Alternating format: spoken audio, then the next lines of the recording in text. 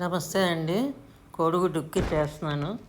కళాయిలో నూనె వేడెక్కాక ముందు జీలకర్ర వేసాను, తర్వాత కొద్ది కరివేపాకు, ఇప్పుడు ఉల్లిపాయ, పచ్చిమిర్చి, అల్లం ముక్కలు వేసానండి. అది కొద్దిగా బాగా వేగాక పసుపు, ఉప్పు వేస్తున్నాను, కారం వేసాను, బాగా కలిపేసాను. కలిపేసి ఇప్పుడు 2 గుడ్లు చితక్కొట్టి అందులోనే వేస్తున్నానండి.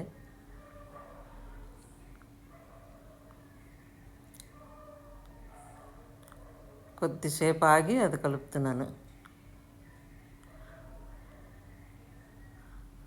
అది పొడి పొడిగా వచ్చేసిన తర్వాత కొంచెం గరం మసాలా పౌడరు,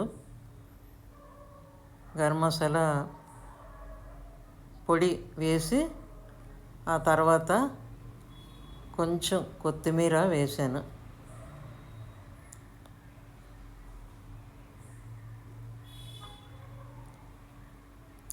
కలిపేసి స్టవ్ ఆఫ్ చేసానండి. Thank you.